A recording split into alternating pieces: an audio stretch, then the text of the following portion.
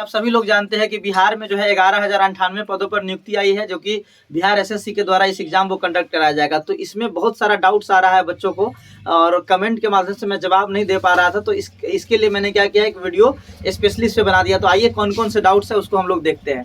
देखिए, पहला जो डाउट्स है इसमें वो ये है कि ओबीसी, ईबीसी, ईडब्ल्यूएस या एससी एसटी सर्टिफिकेट जो है नया होना चाहिए या पुराना से काम चल जाएगा। ठीक है, तो देखिए, नया होना चाहिए, पुराना से काम नहीं चलेगा, इस फाइनेंशियल ईयर का होना चाहिए। अगर आपके पास अगर 2022 का है तो उससे काम नहीं चलेगा। आप क्या करिए, फिर से नया बनवा लीजिए, अभी आपके पास काफी टाइम है। ठीक है, तो 2023 में आप क्या करिए, अभी अगर इस साल आपका बना हुआ है तो ठीक है, क्योंकि अभी फाइनेंशियल ईयर जो है 2023 से 24 चल रहा है। तो इस साल में अगर आपका बना हुआ है तो बहुत अच्छी बात है। अगर इस साल में आपका नहीं बना हुआ है तो आप पहले क्या करिए, जातीय, आवासीय और आय जो है अप्लाई कर दीजिए, और उसके बाद अपना जो है क्रीमी लेयर बनवा लीजिएगा। यहाँ पे अगर मान लीजिए आप ओबीसी कैटेगरी से है तो ओबीसी के लिए आपका नॉन क्रीमी लेयर बनेगा। और नॉन क्रीमी लेयर में यहाँ पे दो चीजों का ध्यान रखना, अगर मान लीजिए कोई महिला अभ्यर्थी है और अगर वो लड़की है तो उसका जो नॉन क्रीमी लेयर बनेगा, एनसीएल बनेगा, वो उसके फादर के नाम से बनेगा, उसके पिता के नाम से बनेगा। लेकिन अगर कोई महिला अगर विवाहित है तो उसका जो नॉन क्रीमी लेयर बनेगा वो उसके पति के नाम से बनेगा, उनके पति का जो एड्रेस होगा उसके नाम पे ही बनेगा। तो इसमें भी आपको कंफ्यूजन नहीं होना है। बाकी जो लोग इकोनॉमिकल वीकर सेक्शन में आते हैं, या फिर जो एससी है या एसटी है, या फिर जो लोग ईबीसी में आते हैं, उन सभी लोग जो है अपना सर्टिफिकेट जो है बनवा लीजिए। आपके पास भरपूर टाइम है, क्योंकि आप सभी लोग जानते हैं कि 27 सितंबर से फॉर्म भरना स्टार्ट है और लास्ट डेट जो है उसका 11 नवंबर रखा गया है ना। तो काफी लंबा टाइम है, आराम से 10 से 15 दिन में आपका बन जाएगा। और जो मतलब कि नॉन क्रीमी लेयर जो आपको बनवाना है वो आप अगर ब्लॉक लेवल पे भी बनवाएंगे तो उसी से आपका काम हो जाएगा। आपको एसडीएम और डीएम लेवल पे बनवाने की कोई जरूरत नहीं है। तो आप जातीय, आवासीय, आय बनवा करके और ब्लॉक लेवल पे जो है आप एनसीएल बनवा लीजिएगा। ठीक है, तो ये क्वेश्चन आपको समझ में आ गया होगा। जो महिला अभ्यर्थी है अगर वो अनमैरिड है तो उनके फादर के नाम से बनेगा, अगर वो मैरिड है तो उनके हस्बैंड के नाम से बनेगा। तो इस बात को भी आपको क्या करना है, ध्यान रखना है। चलिए, अगला क्वेश्चन जो हमारा है वो है कि टोटल 22 प्रकार का पोस्ट है, तो सबके लिए एक ही फॉर्म अप्लाई होगा या फिर अलग अलग फॉर्म अप्लाई होगा, है ना। तो ये भी क्वेश्चन बहुत लोगों के मन में आ रहा है। तो इसका जवाब यह है कि सबके लिए जो है एक ही फॉर्म अप्लाई होगा और एक ही परीक्षा ली जाएगी, प्रीलिम्स टेस्ट जो होगा, और फिर उसके बाद अगर आप प्रीलिम्स को क्वालिफाई करते हैं तो उसके बाद आपका मेंस का परीक्षा होगा, जहाँ पे 2 परीक्षा, एक हिंदी का पेपर होगा और एक आपका मेंस का पेपर होगा। तो इसमें आपको कंफ्यूज नहीं होना है। टोटल 22 प्रकार का सीट जो है वो आपका एक ही फॉर्म से एक ही बार आपको अप्लाई करना है, और आपके पास अगर जो भी उसका रिक्वायरमेंट है वो अगर होगा तो आप सभी पोस्ट के लिए एलिजिबल हो जाइएगा। ठीक, चलिए, अगला बात का है कि कह रहा है कंप्यूटर सर्टिफिकेट जो है वो किस किस पोस्ट के लिए चाहिए और कैसे बनेगा, है ना। अगर किसी के पास है तो बहुत अच्छी बात है, अगर नहीं है तो कैसे बनेगा ये आपको हम बताएंगे। देखिए, यहाँ पे क्या है कि आप जानते हैं कि 11,098 जो सीट है उसके लिए वैकेंसी निकाली गई है, समझ गए। लेकिन आप देखिएगा नोटिफिकेशन में कि बहुत सारे पोस्ट में आपको लिखा हुआ है कंप्यूटर का आपको जो है ना सर्टिफिकेट एक होना चाहिए, जैसे डीसीए का हो गया या फिर एमएस ऑफिस का हो गया, कोई भी एक कंप्यूटर से संबंधित एक डिग्री आपके पास होना चाहिए। क्योंकि ये बात मैं इसलिए बता रहा हूँ कि अगर आपके पास कंप्यूटर का सर्टिफिकेट होगा तो आप 22 के 22 पद के लिए आप एलिजिबल हो जाइएगा, समझ गए। और यहाँ पे आप देखिएगा पंचायत सचिव के लिए, जैसा कि आप देख रहे हैं कि राजस्व कर्मचारी के बाद सबसे ज्यादा पद अगर कोई है तो वो पंचायत सचिव का है, और ये लेवल 3 में भी आता है। तो 3532 सीट है पंचायत सचिव का। उसके बाद मद्य निषेध उत्पाद विभाग में 340 गो सीट है, पंचायती राज विभाग में 504 गो सीट है। मोटा मोटी अगर आप इसको देखेंगे तो 35, 3, 38, 5, 4400 के आसपास सीट जो है यही हो जा रहा है, समझ रहे हैं ना।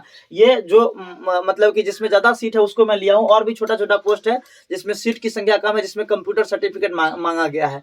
तो आप कहीं से भी 500-1000 रुपया में कंप्यूटर सर्टिफिकेट आपको कहीं से भी मिल जाएगा। अगर 2000-3000 में ही मिलता है तो आप ले करके बनवा ही लीजिए, किसी से अरेंज कर लीजिए। अगर आपके पास पहले से है तो अच्छी बात है, नहीं तो कोई भी कहाँ पे कंप्यूटर का कोर्स होता है वहां से ये डिग्री मिल जाएगा। अगर आपके पास कंप्यूटर डिग्री रहेगा तो आप मोटा मोटी 5000 सीट के लिए जो है एलिजिबल होइएगा, नहीं तो आप 5000 सीट से पूरी तरीके से वंचित हो जाएगा। तो इस बात को इग्नोर नहीं करना है, इस बात का एकदम खासा ध्यान आपको रखना है। अगला जो बात है, कह रहा है कौन कौन फॉर्म भर सकता है। ठीक है, हमारा चौथा नंबर क्वेश्चन है कौन कौन फॉर्म भर सकता है और उसमें एज क्राइटेरिया जो है क्या रखा गया हुआ है। ठीक है, तो देखिए एजुकेट कौन कौन फॉर्म भर सकता है, वे सभी लोग जो इंटर जो है 12th की परीक्षा किसी भी स्ट्रीम से पास है, चाहे वो मैथ से हो, चाहे बायो से हो, चाहे कॉमर्स से हो, चाहे वो आर्ट्स से हो, किसी भी सब्जेक्ट से वो इंटरमीडिएट अगर पास किए हुए हैं तो वो इस फॉर्म को भरने के लिए जो है एलिजिबल है, समझ गए। और एज क्राइटेरिया की जहां तक रह गई बात, तो मिनिमम एज जो इसमें रखा गया है वो 18 साल रखा गया है। और आपका एज जो काउंट होगा 1 अगस्त 2023 से, देखिए 1/8/2023 लिखा हुआ है ना, 1 अगस्त 2023 से आपका एज काउंट होगा। और मैक्सिमम एज जो रखा गया है वो 37 साल रखा गया है। ये आपके जो है यूआर कैटेगरी के है, समझ गया ना, ये यूआर कैटेगरी के लिए ये एज क्राइटेरिया जो है बताया गया है। उसी में अगर मान लीजिए यूआर की कोई महिला होगी तो उसमें 18 साल से 40 साल रखा गया है। ओबीसी कैटेगरी के आप अगर मतलब कि ओबीसी या ईबीसी से अगर आप है तो उसके लिए 40 साल रखा गया है। अगर आप एससी एसटी से है तो उसके लिए आपको क्या रखा गया है, एससी एसटी से है तो उसके लिए आपको 42 साल रखा गया है, ठीक है। ओबीसी से है या फिर ईबीसी से है तो इसके लिए जो है आपका 40 साल रखा गया है, ठीक है। अगर मान लीजिए वैसे लोग जिन लोगों का एज जो है वो मैक्सिमम एज को ही पार कर चुके हैं, 40 साल उनका हो गया हुआ है, या फिर जनरल कैटेगरी से उनका 37 साल पूरा हो चुका हुआ है, तो उन लोग सोच रहे हैं कि जा हम तो अब अप्लाई नहीं कर पाएंगे, तो उनके लिए भी एक सुविधा दिया गया है कि उनके लिए क्या फैसिलिटी लाया गया है कि क्योंकि 14 में ये वैकेंसी आया था पहला बीआरएसएससी इंटर लेवल वाला, उसके बाद ये वैकेंसी अभी आया है तो 15 में आना चाहिए था। तो इसका जो आपका मैक्सिमम एज जो काउंट होगा ना वो 1 अगस्त 2015 से काउंट होगा। अगर मान लीजिए आप 1 अगस्त 2023 वाले में फिट नहीं बैठ रहे हैं, आपका 37 साल से ज्यादा पूर जा रहा है, तो आप टेंशन मत लीजिएगा, आप काउंट करिएगा कहाँ से, 1 अगस्त 2015 से। अगर आप 1 अगस्त 2015 से अगर काउंट करने के बावजूद भी अगर आपका एज पूरा हो रहा है तो भी आप एलिजिबल हो जाइएगा, समझ गए। तो मोटा मोटी अगर देखिएगा तो इसमें एज जो है जिसका 37 साल रखा गया है तो 15 8 23 8 साल आपको और बढ़त मिल जाएगा, 45 साल हो जाएगा। जो 42 साल वाले लोग हैं वो 50 साल हो जाएंगे, 40 साल वाले लोग जो होंगे वो 48 साल हो जाएंगे, समझ गए। तो एज का कोई इशू नहीं है, ठीक है। और जो एजुकेशन क्वालिफिकेशन है इंटरमीडिएट किसी भी विषय से अगर आप पास है तो आप सारे फॉर्म के लिए एलिजिबल है।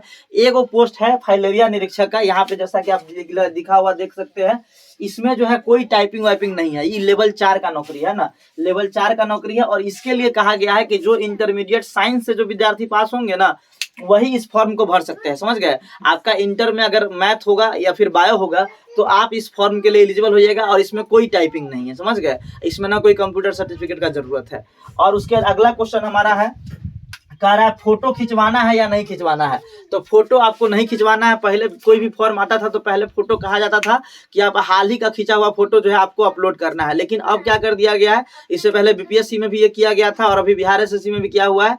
वेब जिस समय आप फॉर्म भरेंगे उस समय वेब कैम के माध्यम से आपको जो है अपना फोटो जो है वहाँ पे सामने का जो है मतलब कि फोटो अपलोड करना होगा। वेब कैम से फोटो खींच करके और उसको आपको ऑनलाइन जो है अपलोड कर देना होगा। आपको यहाँ पे कोई फोटो खिंचवाने की जरूरत नहीं है, ठीक है। तो इस बात को भी आप समझ गए होंगे। उसके बाद अगला कह रहा है बिना टाइपिंग का कौन कौन पोस्ट है ना। बहुत लोग का ये भी कमेंट आ रहा है कि टाइपिंग मतलब कि जैसे कुछ पोस्ट के लिए टाइपिंग चाहिए और कुछ के लिए टाइपिंग नहीं चाहिए। मतलब ये जो 2 पोस्ट है आपका, एक राजस्व कर्मचारी का और एक फाइलेरिया निरीक्षक का। राजस्व कर्मचारी में आप देख सकते हैं कि 3559 को सीट है, सबसे ज्यादा सीट अगर किसी में है तो राजस्व कर्मचारी में है और ये बहुत ही पॉपुलर सीट है बिहार का। तो यहाँ पे 3559 को सीट है और फाइलेरिया निरीक्षक का 69 को सीट है। तो मोटा मोटी अगर आप काउंट करेंगे तो 4100 से ऊपर हो जाता है ये। तो इतना सीट जो है बिना टाइपिंग का, इसमें कोई टाइपिंग की जरूरत नहीं है, कोई कंप्यूटर डिग्री की जरूरत नहीं है। अगर आप राजस्व कर्मचारी के लिए इंटरमीडिएट किसी भी विषय से पास है तो आप उसके लिए एलिजिबल है। आपको कोई कंप्यूटर सर्टिफिकेट नहीं चाहिए, आपको कोई टाइपिंग नहीं चाहिए। फाइलेरिया निरीक्षक के लिए 69 सीट है, लेकिन बहुत अच्छा नौकरी है ये। यहाँ पे जो है आपका इंटरमीडिएट अगर साइंस है, आर्ट्स वाले लोग, कॉमर्स वाले लोग यहाँ पे एलिजिबल नहीं होंगे। तो ये एकमात्र पोस्ट है जिसमें साइंस जो है वो मांगा गया है। तो फाइलेरिया निरीक्षक का पोस्ट बहुत अच्छा है। तो इसको अगर जब अभी आपको वरीयता क्रम नहीं डालना, जब आप मेंस का फॉर्म भरेंगे ना वहाँ पे पोस्ट प्रेफरेंस डालना होगा। तो उस समय फिर मेंस के टाइम पे आपको वीडियो आएगा तो आपको हम बताएंगे कौन कौन पोस्ट आपको ऊपर रखना है। तो ये पोस्ट बहुत अच्छा है और ये पोस्ट भी बहुत, इसमें प्रमोशन बहुत अच्छा होता है। इसी से आप जो है नेक्स्ट आरओ लेवल तक आदमी लेवल 7 तक जाता है। तो ये दोनों पोस्ट जो है बिना टाइपिंग का है, इसमें कोई सर्टिफिकेट नहीं चाहिए। इसमें आपका सीधा पीटी और मेंस से आपका सिलेक्शन हो जाएगा, लेकिन आपको जो है कंप्यूटर का सर्टिफिकेट बना ही लेना है। अगर आप नहीं बनवाइएगा तो आप 5000 सीट से वंचित हो जाइएगा, ठीक है, जो कि अच्छी बात नहीं है आपके लिए। 11000 सीट में से 5000 सीट से आप ऐसे ही बाहर हो जाएगा, तो ये कहीं ना कहीं आपके लिए जो है चिंता का विषय है, ठीक है। अगला बात कह रहा है कि अगला कुछ लोग का ये भी कमेंट आ रहा है कि टाइपिंग सर्टिफिकेट भी चाहिए। तो टाइपिंग का कोई सर्टिफिकेट नहीं चाहिए, आप कहीं से टाइपिंग किए हुए हैं या नहीं किए हुए हैं, आपको सर्टिफिकेट नहीं चाहिए। और तीसरा बात, अगला क्वेश्चन हमारा कह रहा है टाइपिंग कितना जरूरी है।